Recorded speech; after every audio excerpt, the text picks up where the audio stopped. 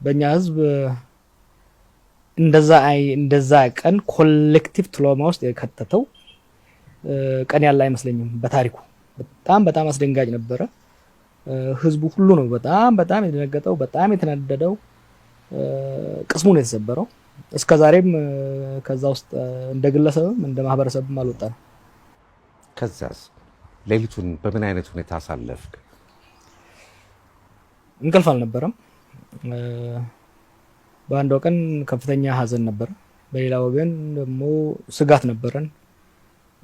ክስተቱ ከፍተኛ ሀገራዊ አደጋ ይዞ እንደመጣ ሁላችንም ተረድተናል። በተቻለ መጠን ነገሮች እንዳይባባሱ ሙከራ ማድረግ ነበር። ሰኔ 23 2012 ማክሰኞ መሆኑ ነው።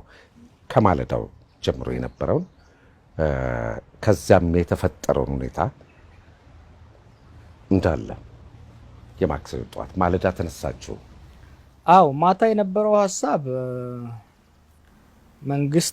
መንግስታዊ የቀብር ስነ ስርዓት ይፈጸማል የሚል ስለነበረ ማምሻው ነው ሌሊቱ ነው ሀሳቡ እንደዛ ነበር። መንግስታዊ የቀብር ስነ ስርዓት ይፈጸማል፣ ፕሮፐር የሆነ ምርመራ ይካሄዳል ስለሚል የሚቀጥለው ቀን ቀብር ይሆናል የሚል ግምት አልነበረኝም። ጠዋት ላይ ሬሳ ወደ አምቦ ሊወሰድ ነው የሚባለው ነገር ሲሰማ በጣም ነው የደነገጥኩት። በጣም ተናደድኩ። ያንን የሚያክል ሰው የሀገር ሀብት የሆነ ፐብሊክ ፊገር በዛ መልኩ መቀበር ነበረበት ብዬ ስላላመንኩ በጣም ነው የተናደድኩት። ስለዚህ ቀብር መድረስ አለብኝ ብዬ ተነስቼ ወደ አምቦ ስንሄድ ደረስን። ሬሳ አጅበን መሄድ ሞከርን፣ አልተቻለም። ህዝቡ ፈጽሞ ሊያሳልፈን አልቻለም። መሄድ የለበትም እዛው ፊንፊኔ መቀበር አለበት የሚል አቋም ነበረ። ስለዚህ መንገድ ዘጉብን እና ከመንግስት ባለስልጣናት ጋር ተወያየን። መመለስ አለበት ማለፍ አይችልም የሚለው ላይ ተስማምተን መለስን። ከዛ በኋላ ያው እኛንም አሰሩን። ብዙ ዲቴል ውስጥ ባልሄድ ደስ ይለኛል። እንደ ግልም እንደ ማህበረሰብም ትራውማታይዚንግ የሆነ እስካሁንም እውነታው ያልወጣ ጉዳይ ስለሆነ ብዙ ዝርዝር ውስጥ ባልሄድ ደስ ይለኛል።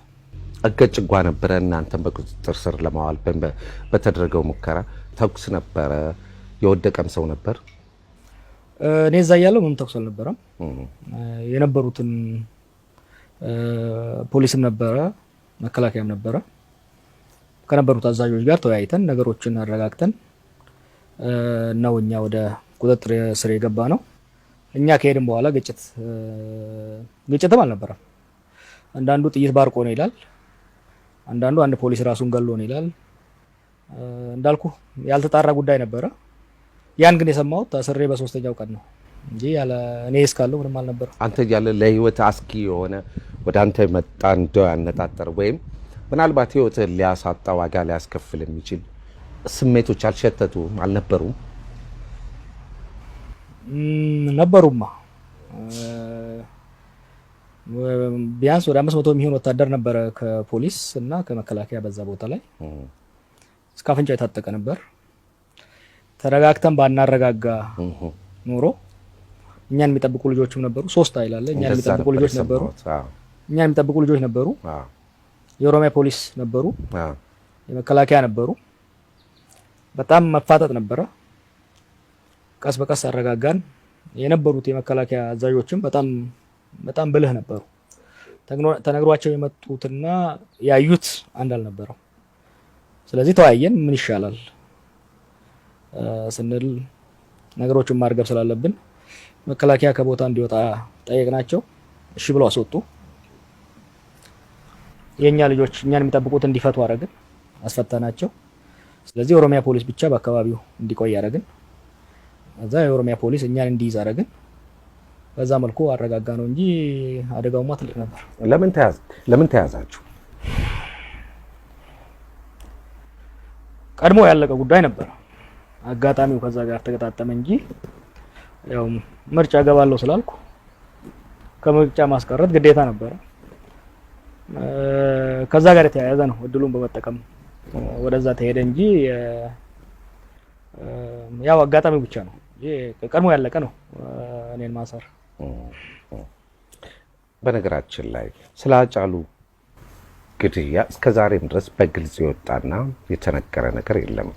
አንተ በግል የጠረጠርከውና የገመትከው ምናልባትም ደግሞ የደረስክበት ድምዳሜ ኖሮ ያኔ በወቅቱ የተሰማ ሊሆን ይችላል፣ ወይም አሁን ከዓመታት በኋላ በዝግታ በጥሞና ስታሰላስለው ምንድነው የደረሰበት ይሄ ልጅ? ይሄ የአንድ ትልቅ ሰው የአይን ብሌናችን የሆነ ሰው ግድያ ነው። ስለዚህ በግምት መናገር፣ በጥርጣሬ መናገር ኢፍትሃዊ ነው፣ ፍትህን ሊያመጣ አይችልም። አንድ ቀን ግን ፕሮፐር የሆነ ምርመራ ሲካሄድ እውነቱ እንደሚወጣ ተስፋ አደርጋለሁ። አሁን ላይ ቁጭ ብዬ ግን ስፔኩሌት በማድረግ በ24 ሰዓት ውስጥ ነው 24 ሰዓት እንኳን አልሞላም ስታሰር፣ ጊዜም አልነበረኝም ኢንፎርሜሽኖችን ለመሰብሰብ። እስር ቤት ሆኜ የሰማኋቸው ያየኋቸው የተለያዩ ነገሮች ይኖራሉ። ኮንክሉሲቭሊ ግን እከሌ ነው ይሄ ቡድን ነው ይሄ ግለሰብ ነው የሚለው ላይ ለመድረስ የማይሆን ስፔኩሌሽን የማይሆን ግምት ከመስጠት ያለፈ አስረግጦ ለመናገር የሚያስችል ነገር የለኝም። ቢኖረኝም አሁን መናገር ምንም ጥቅም የለውም። ወደፊት ግን አንድ ቀን አውቆ እንደሚወጣ ተስፋ አድርጋለሁ። ቤተሰቦቹ ፍትህ አግኝተዋል ብለህ ታስባለህ? አላገኙም። የሶስት ሰዎች ስም ተጠርቶ ሁለቱ በቁጥጥር ስር መዋላቸውና ሌላኛው እየተፈለገ መሆኑ ተገልጾ ነበር። እንዲያውም በወቅቱ መግለጫው በሚሰጥበት ጊዜ ሁሉ የስም ማዘባረቅ ስህተቶች ነገሮች ነበሩ። ከዛ የነበረውን የፍርድ ሂደት እስር ቤት ላይ ብትሆንም ከዛም ከወጣ በኋላ ተከታትለዋል? ተከታትየዋለሁ። ግን ሀቅ አይመስለኝም። አጥጋቢም አልነበረም። እንዳልኩህ ሃጫሉም ቤተሰቡም ፍትህ አላገኘም። ወደፊት አንድ ቀን ኦኬ። እስቲ በጣም የገረመኝን አንድ ነገር ልጠይቅህ። ከእስር ከተፈታ በኋላ ዘለግ ያሉ ወራት ቆይተ ነው መጀመሪያ ላይ ያየው ያዳመጥኩ ኡቡንቱ ላይ ነው የነያስ ቤት ፕሮግራም ላይ እና በጣም የገረመኝ አሁንም ሳገኝ አሁንም ስናወራ የታዘብኩት ነገር አለ። ያማቀው ትንታግ ሲናገር የሚወራጭ ጎረምሳው ጃዋር ጎልምሷል። ያ ደማሚት ቃላትን እየወረወረ በግለት የሚናገረው ጃዋር ለዝቧል፣ ሰክኗል። በአጠቃላይ ቀድሞ የነበረ መንፈስ፣ የጋለ ስሜትና ድምጸት፣ አካላዊ ገጽታ ጭምር ተቀይሯል። በጣም ነው የገረመኝ። ምንድነው የለወጠ?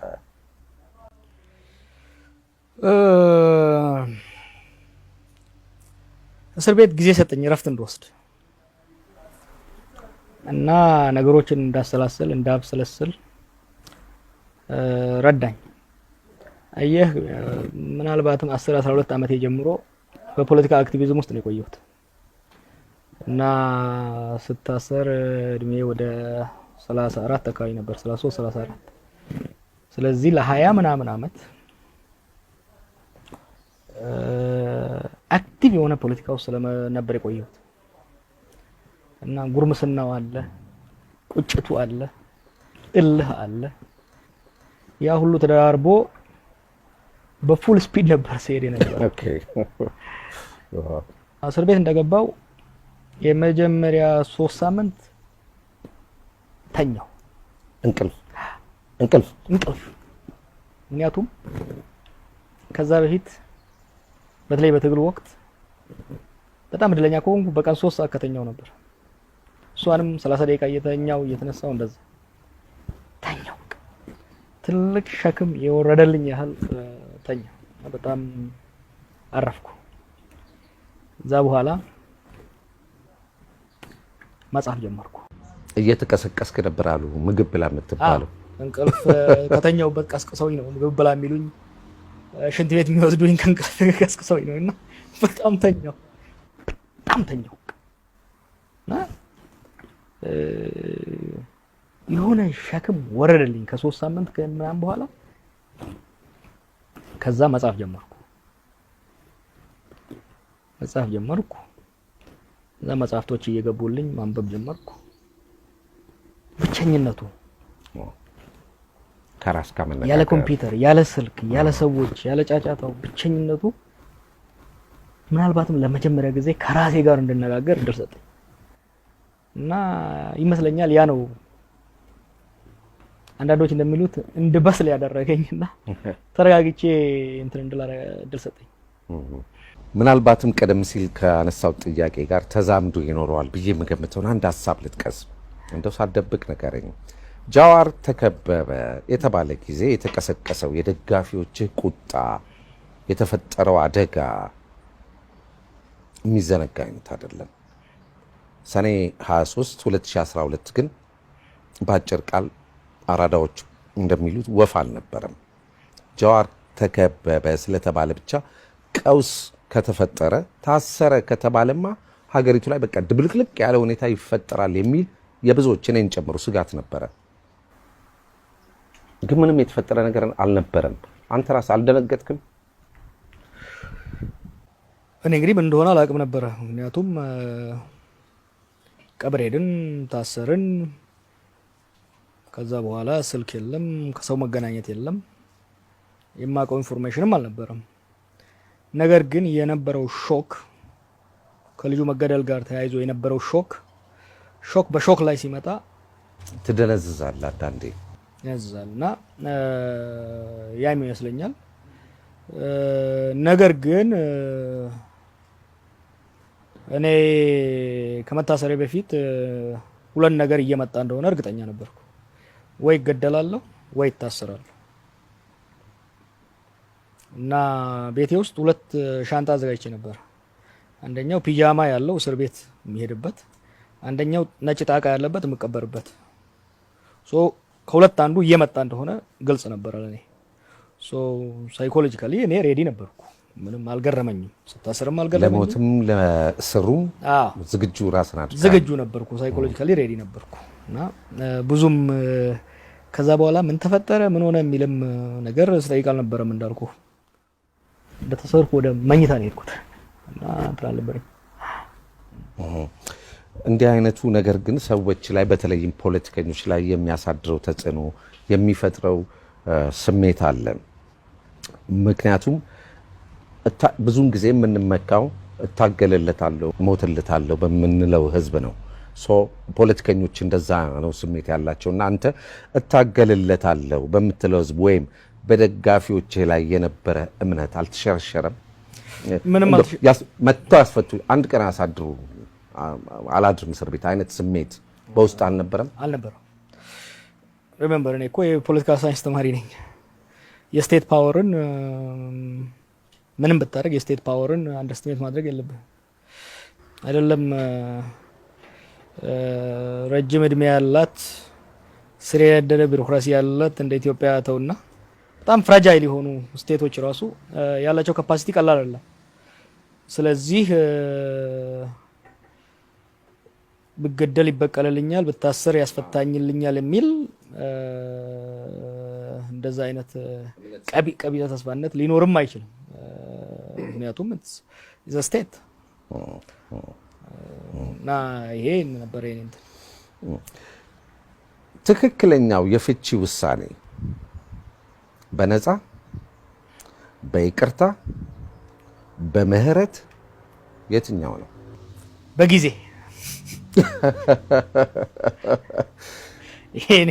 የኔ መታሰር አስፈላጊነት በነበረበት ጊዜ ታሰርኩ። አስሮ ማቆየቱ አስፈላጊ ሆኖ ባልታየበት ጊዜ ላይ ተፈታሁ። እንደዛ ነው ማለት ነው። ምናልባት የተጣለብህ እገዳና ክልከላ ይኖር ይሆን ወይ?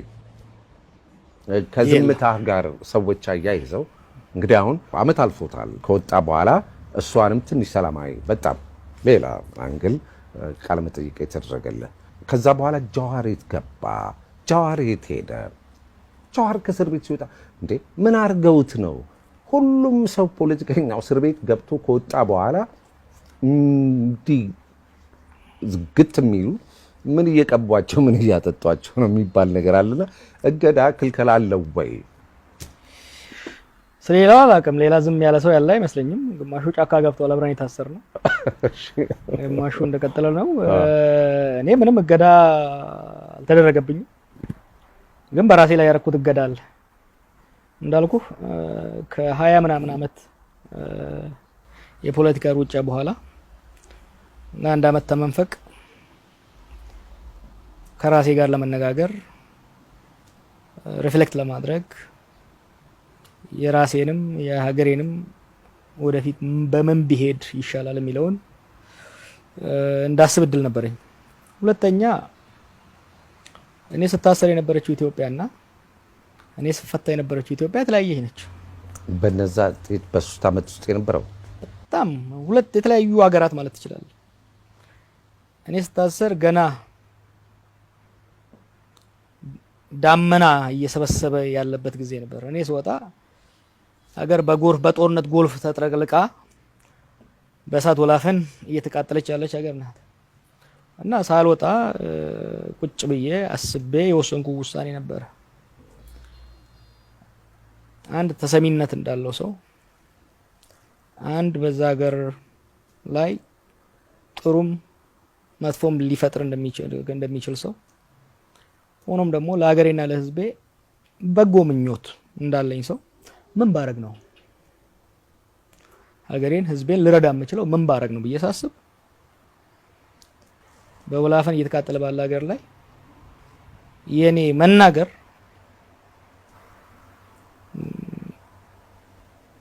ቤንዚን ከማርከፍከፍ የተለየ ይጠቅማል ብዬ አላሰብኩም። አንድ እሱ። ሁለተኛ እስር ቤት እያለሁ ቴሌቪዥኖች ነበሩ፣ የመንግስት ሚዲያ ብቻ የምታይበት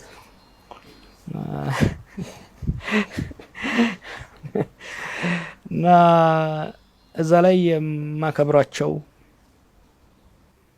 ፕሮግሬሲቭ የነበሩ ሞዴሬት የነበሩ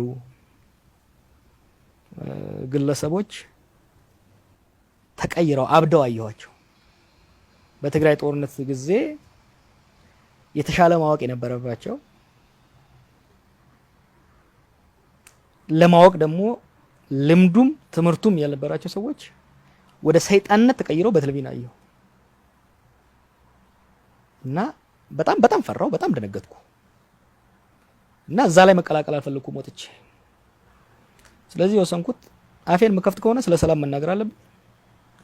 ከዛ ውጪ ግን ትንታኔ በመስጠትም ሆነ በመርገምም ሆነ በማሞገስም ሆነ የማንኛውንም የተዋጋ ያሉ ፋክሽኖች ሳይድ ወስጄ መናገርም ምን ማድረግም የችግሩ አካል መሆን ነው።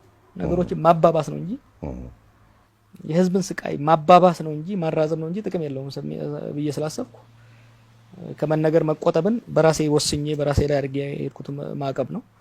ብዙ ሰዎች እንደሚገምቱት እኔ ከፖለቲካ ውጭ አይደለሁም። በጣም ኢንቮልቭ ነኝ። በተለይ በሰላም ጉዳይ ላይ ሀገራችን ላይ ሰላም እንዲመጣ እየተዋጉ ያሉ ኃይሎች ጉዳያቸውን ወደ ሰላም እንዲፈቱ ሰፊ የዲፕሎማሲያዊ ስራ እሰራለሁ። አለመናገሬ ደግሞ ያንን የጠቀመ ይመስለኛል እና ማንም ወደዚህ በሰላም ጥረት ላይ ያለ ሚናና እያደረክ ያለውን ነገር ወደ ኋላ ላይ በደንብ እናነሳዋለን። ባለፈው አሁን ናይሮቢ ላይ ነው የተገናኘ ነው። ኢትዮጵያ አዲስ አበባ ወደሚገኘው መኖሪያ ቤት ብቅ ብዬ ተጨዋውተን ነበረ እና በአካል ያገኘው ለመጀመሪያ ጊዜ እዛ ጊዜ ነው እና በጣም በቃ ጃዋር እንዲህ አይነት ሰው ነው እንዴ እያልኩ ነው የወጣሁት እና በጣም ገርሞኛል። በጣም በቀለለ ሁኔታ ፍሬንድሊ ያወራ ነው የተጨዋወት ነው ብዙ ነገር በጣም ነበረ ደስ ያለኝ። ግን ስገባ ወደ ግቢ በጣም በስነ ስርዓት በጥራ አድርገው የሚፈትሹ ጠባቂዎች ስልኬን ሁሉ አስረክቤ ነው የገባሁት። መንግስት የመደበለ ጥበቃ ነው። አሁንም ከመንግስት ጋር አታችመንት አለ ነው? የመንግስት ጥበቃ አይደለም፣ የግል ግቢ የሚጠብቁ ልጆች አሉ። እንደምታውቀው ያው ብዙ ጊዜ እዛ አልኖርም፣ ውጪ ነው የምኖረው። ያው ካሉ አንዳንድ ስጋቶች አንጻር እንደዛም የከበደ ሴኩሪቲ አይደለም። አንድ ሁለት ልጆች የሚጠብቁ አሉ። ለህይወት ትሰጋለህ? የሚያሰጉ ነገሮች አሉ። የሴኩሪቲ ሰዎች አለ ይላሉ። ለእኔ ግን ከህይወቴ ስጋት ይልቅ ከኔ ጋር ተያይዞ እዛ ሀገር ውስጥ ምንም ነገር እንዲፈጠር ስለማልፈልግ ሪስክ አቮይዳንስ ወስደው። እስቲ ወደ ኋላ ልመልሰ። ለውጥና የለውጡ መባቻ። በለውጡ መባቻ ራስህን የትግሉ መሐንዲስ፣ የለውጡ ካልኩሌተር አድርገህ ገልጸሃል ወይም ተጽፈሃል። እንደዛ በሌሎች ብዙ ወገኖችም ዘንድ የትግሉ ግንባር ቀደም መሪ ተደርገህ ተስለሃል። አመጣሁት የምትለው የኛ ትግል ያመጣው ለውጥ ነው የምትለው ለውጥ ያኮራሃል ዛሬ? እንግዲህ ያሰብነውና ያለምነው ነው ወይ የሆነው አይደለም። ግን ወደ ኋላ ተመለሰን ብናየው ያደረግነው ነገር ማድረግ ነበረብን በሚገባ። እኔ ብቻ አይደለሁም፣ በሚሊዮኖች የተሳተፉበት ህዝባዊ ትግል ነው። በዛ ውስጥ አስፈላጊውን የሆነ የስትራቴጂክ አመራር ከሌሎች ጋር ሰጥቻለሁ። ይሆናል ተብሎ በማይታሰበው ውስጥ ስር የሰደደ አይነቀነቅም የተባለ አምባገነናዊ ስርዓትን በሰላማዊ ህዝባዊ ትግል ለውጥ እንዲቀበል ማድረግ ችለናል። የኛን ኃላፊነት ተወጥተናል። ማስቀጠሉስ ላይ ያ ህዝባዊ እንቅስቃሴ ነበር። ህዝባዊ ሰላማዊ ትግል ነበር። ህዝባዊ ሰላማዊ ትግል ስርዓትን መለወጥ ነው የሚችለው። ስርዓት መገንባት የፖለቲካ ክላሱ የፖለቲካል ኤሊቱ ኃላፊነት ነው። አየህ፣ ትግሉን ዲዛይን ስናደርግ እነዚህ ነገሮች ካልኩሌት አድርገን ነበር። በተለይ ደግሞ የአረብ ስፕሪንግ በጣም ኢንፍሉዌንስ አደረገን። ሰላማዊ ትግልን አጠናን ከጋንዲ ጀምሮ ኦል ዘ ዌይስ ከከለር ሪቮሉሽን ኢስተርን ዩሮፕ ላይ ዲሞክራሲያዊ ለውጥ እስካመጣው ድረስ በቲዮሪም በተጨባጭም በየአካባቢው ሄጄ ሳጠና ነበር። ይሄን አጥንቼ ጨርሼ ወደ ኢትዮጵያ ላይ እንዴት ስራ ላይ ይውላል የሚለው ንድፍ ሀሳብ እየሰራው እያለሁ የአረብ ስፕሪንግ ተፈጠረ እና የአረብ ስፕሪንግ ሲፈጠር መጀመሪያ ኤግዛይትመንት ነበረ። ህዝባዊ ትግል ለውጥ እያመጣ ነው፣ አምባገነኖችን እያንኮተኮተ ነው የሚል። ከዛ ቀጥሎ የመጣው ውጤት ግን በጣም አስደንጋጭ ነበር። እንደ የመን፣ ሲሪያ፣ ሊቢያ ሀገሮች ወደ ወጣለት የእርስ በርስ ጦርነት ገቡ። እንደ ግብጽ ደግሞ ካውንተር ሪቮሉሽን እንዲሆን አደረገ። በተለይ ደግሞ የስቴት ኮላፕስ ያመጡት ሀገሮችን ስናይ እኛ ሀገር ብዝሃ ብሔር በሆነበት ብዙ ያልተፈቱ ጉዳዮች ባሉበት ብዙ ተፎካካሪ ሀሳቦች እና ቡድኖች ባሉበት ሀገር ውስጥ የስርዓት ለውጥ ሪጂም ቼንጅ የምንገፋ ከሆነ የኛ ሊብስ ይችላል የሚል እና ሪቫይዝ ማድረግ እንደገና መከለስ ነበረብን ንድፍ ሀሳቡን። ስለዚህ ነው ኢህአዴግን ከመገልበጥ ኢህአዴግን ተጭነን በኢህአዴግ ውስጥ ለውጥ የሚፈልግ አመራር ወደፊት እንዲመጣ ማድረግ ይሻላል፣ ጥገናዊ ለውጥ እንዲመጣ ወደሚለው ነው። ይሄን ነው። አንዳንድ የፈራናቸው ነገሮች ተከሰቱ። የእርስ በርስ ጦርነት አንዱ የፈራንበትና ኢህአዴግ ራሱን እንዲለውጥ ይሻላል፣ ሌላ ኃይል ከውጭ የምናወጣ ከሆነ ኮንትራዲክሽኑ ከልክ በላይ ይሰፋና ኢሚዲየትሊ ወደ ብሔር ተኮር የእርስ በርስ ግጭት ልንገባ እንችላለን ከሚል ነው። የሚተዋወቁት አብሮ የኖሩት ከዛ ውስጥ ጥገናዊ ለውጥ ሊያመጡ እነሱ ይሻላል በሚል ነው። ይሄን ነው የፈራነው። ግን መጨረሻ ላይ መጣ። ግን ከኛ but we did all we can። ጠቅላይ ሚኒስትር አብይ ወደ ስልጣን ከመጡ በኋላ ለውጥ፣ ከለውጡ በኋላ የለውጡ መንግስት ለውጥ እየተባለ በተደጋጋሚ ሲነገር ይሰማል። ኢትዮጵያ ከምን ወደ ምን ነው የተለወጠችው? ለውጥ አለ። አንዳንዱ ለበጎ፣ አንዳንዱ የከፋበትም ችግር አለ። ግን እኛ ሀገር ብቻ አይደለም፣ ብዙ ሀገር ውስጥ ለውጥ ይመጣል።